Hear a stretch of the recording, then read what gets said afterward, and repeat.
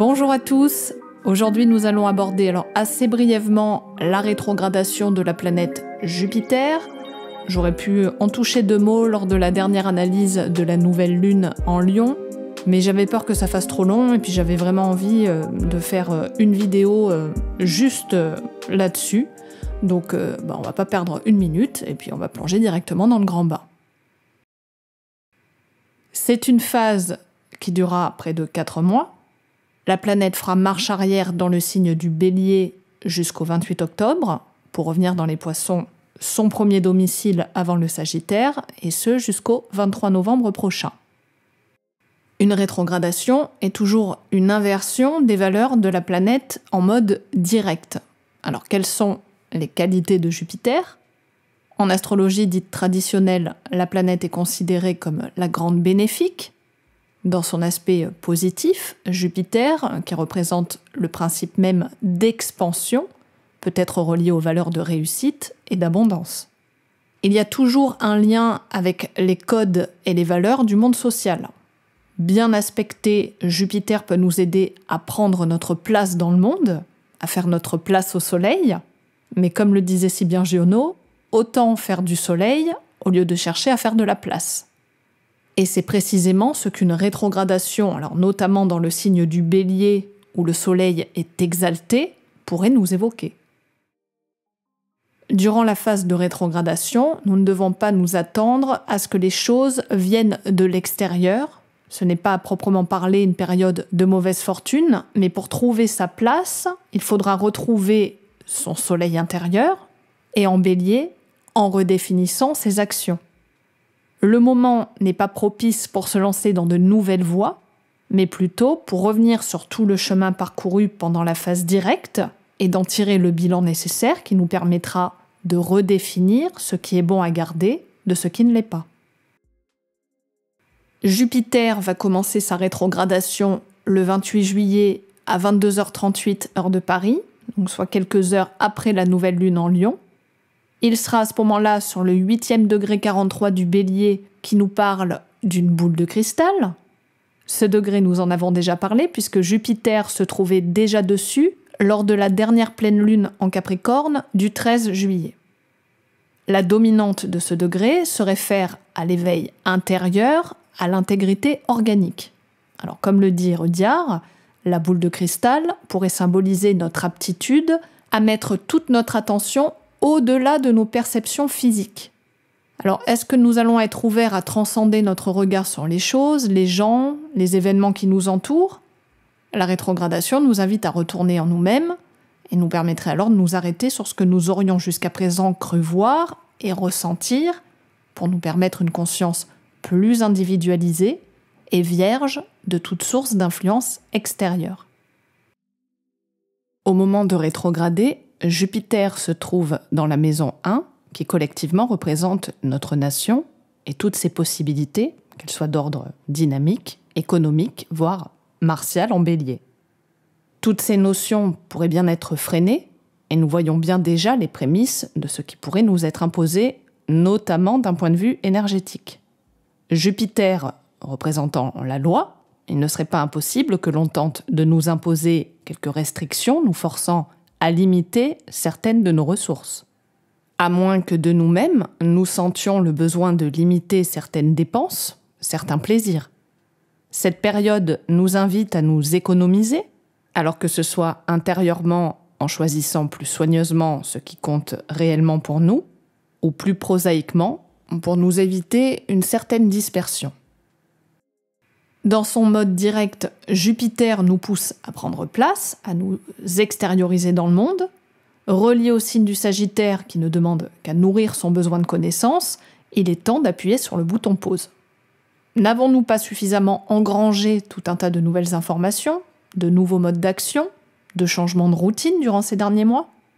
Cette rétrogradation va nous permettre de regarder dans notre besace tout ce que nous avons pu accumuler avant de continuer à le remplir. Ne nous sentirions-nous pas trop encombrés ? Alors selon chacun, cette surcharge pourra se manifester selon la maison où la planète se trouve, mais d'une façon générale, ces 4 prochains mois vont nous permettre de prendre le temps d'inspecter, alors avec un œil davantage critique, là où nous avons pu nous surdévelopper pour éliminer tous les faux-semblants. Si nous sommes en mesure d'accepter de prendre une certaine distance avec l'extérieur, en nous mettant à l'ombre en quelque sorte, nous pourrions alors retrouver le but initial, pur de toutes les scories égotiques. Et si l'accomplissement et la réussite ne sont pas recherchés au dehors, et d'ailleurs plus nous tenterons de le faire, moins cela se passera. Si certains tenteront de faire fi de cette invitation, ils pourraient alors avoir le sentiment que la chance les a laissés sur le bord du chemin. Plus nous utiliserons cette phase pour faire ce travail d'authenticité, et plus nous aurons la possibilité de retrouver cette reconnaissance extérieure une fois la rétrogradation passée. Et si nous regardions maintenant quelques aspects intéressants que Jupiter fera durant cette période de rétrogradation. Le jour même où Jupiter fera marche arrière, il sera, et ce depuis le 10 juillet dernier, au semi-carré décroissant à Saturne jusqu'au 4 août. Cet aspect sera à nouveau effectif du 6 septembre au 2 octobre prochain. Alors, vous me direz qu'un semi-carré est un aspect mineur, mais au vu de la nature des planètes et de sa répétition, il me semble important d'en toucher deux mots. Comme vous le savez sans doute, le couple Jupiter-Saturne sont deux planètes aux polarités très contrastées. Jupiter enfle tout ce qu'il touche, quand Saturne, lui, le réduit considérablement. D'ailleurs, cette configuration est d'un point de vue astrologique très en lien avec l'Union européenne, donc je n'aborderai pas ce sujet dans cette capsule, mais il est intéressant de le savoir, car nous sommes dans une période où l'UE traverse, loin s'en faut, pas mal de difficultés, et ce semi-carré ne fait que l'appuyer. Ici, Jupiter est comme qui dirait freiné par Saturne, qui lui impose, au nom de certaines règles sociétales, l'obligation de revoir ses objectifs. Un aspect dit décroissant ou supérieur nous demandera toujours de retrouver un certain équilibre entre les besoins individuels et collectifs. Plus nous serons ouverts et tolérants en élargissant notre perception sociale et nos aspirations altruistes, plus il nous sera facile de vivre la période sereinement. Donc cet aspect pourrait susciter pas mal de tensions, de frustrations, voire certaines provocations, qui se devront d'être maîtrisées en acceptant, par un travail intérieur, de rechercher la coopération. Alors que ce soit vis-à-vis d'autres personnes qui semblent de prime abord s'opposer, n'oublions pas que Saturne est lui aussi rétrograde, donc cela pourrait signifier une certaine ambivalence intérieure que nous nous devrons de réunifier durant ces prochains mois. Du 19 septembre au 8 octobre, Jupiter sera au semi-carré croissant à Uranus, donc au même moment que le deuxième semi-carré avec Saturne. Cet aspect pourrait nous indiquer là aussi une certaine irritabilité, une certaine tension vis-à-vis de notre propension à instaurer de la nouveauté dans notre vie. Alors collectivement, cet aspect peut souligner que nous avons bien du mal à nous positionner dans un monde en pleine mutation, un peu comme si nous n'avions pas encore trouvé le bon mode d'emploi pour faire démarrer la machine. Nos anciens logiciels se doivent d'être remis à jour, et pour cela, nous devons de prendre ce temps nécessaire pour réévaluer certains systèmes, certains cadres, pour pouvoir aller de l'avant. Donc le moment ne sera pas propice pour faire du forcing, encore moins pour faire comme avant. Nous devons accepter l'obsolescence de certaines parts de nous, de certains comportements, pour nous réactualiser et profiter pleinement du changement qui s'en vient. Du 25 août au 28 septembre, tout comme du 4 au 17 octobre, Jupiter sera en opposition avec Mercure. Cette configuration pourrait soulever pas mal de controverses et une certaine difficulté à faire entendre ses positions vis-à-vis de l'extérieur. Collectivement, il ne serait pas impossible que ces périodes suscitent pas mal d'agitation, alors que ce soit dans les médias, voire même vis-à-vis des transports. Trop de débats, de contestations pourraient nous forcer à réajuster notre vision du monde, un peu comme si nous avions perdu notre boussole, et que nous devions de nous fier à nous-mêmes pour retrouver le nord. À cette période, nous pourrions ressentir le besoin de nous en tenir à notre propre vision des choses, notre philosophie personnelle. L'heure ne sera pas à la dispersion, tout comme à l'ajout verbal, mais à la concentration qui permettra une meilleure compréhension de ce qui se joue au-dedans comme au-dehors. À partir du 26 octobre, Jupiter sera au sextile décroissant à Pluton, et ce jusqu'au 8 janvier 2023. Alors d'ici là, la planète aura repris sa marche directe, mais il n'y aura aucune interruption d'aspect entre ces deux-là.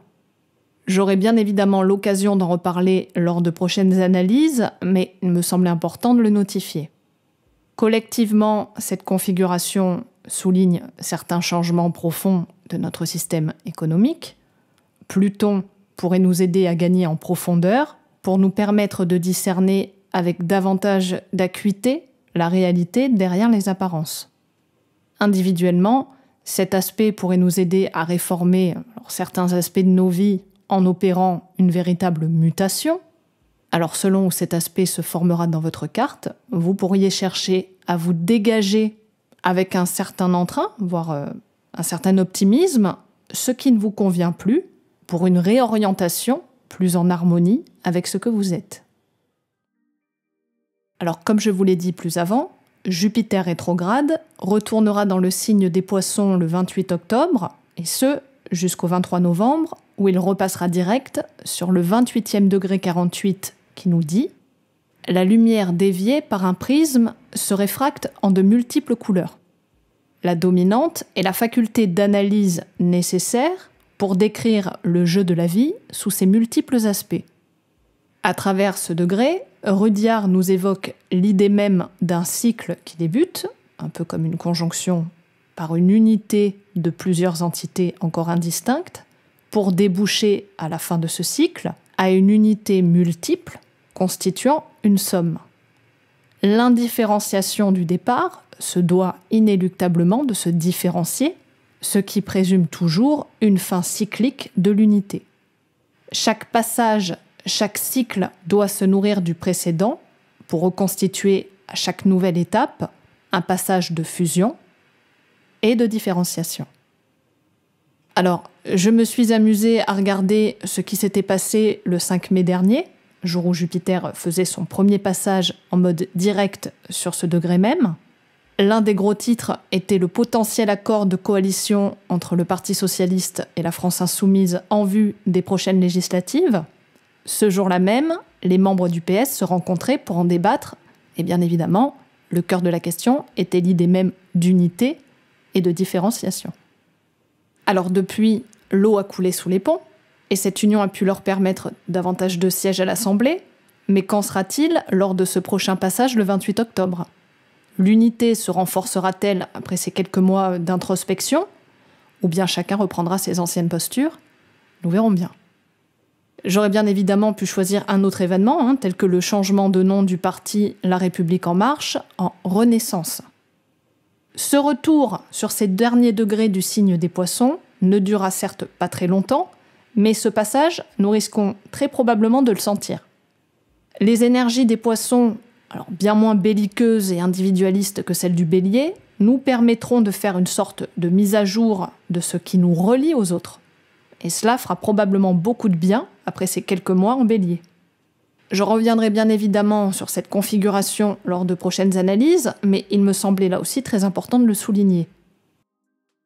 Alors si vous possédez une planète, un angle ou un point fictif entre le 9e degré du Bélier et le 28e degré des Poissons, vous risquez très probablement de ressentir plus fortement les injonctions de la rétrogradation de Jupiter. Les premiers décans des signes cardinaux, donc Bélier, Cancer, Balance, Capricorne, comme tous les derniers décans des signes mutables, Gémeaux, Vierge, Sagittaire, Poissons, seront bien évidemment davantage impactés. Quoi qu'il en soit, cette rétrogradation nous touchera tous, ne serait-ce que collectivement, donc selon ce que vous vivez, tentez là encore de maximiser ces énergies pour retourner en vous-même, faire certains bilans et ralentir la cadence. Cette petite capsule est à présent terminée, donc je vous remercie pour votre attention. N'hésitez pas à commenter, à me faire part de vos ressentis. Si vous souhaitez une consultation, n'hésitez pas à faire un tour sur mon site. Prenez bien soin de vous et je vous dis à très bientôt pour de nouvelles aventures astrologiques.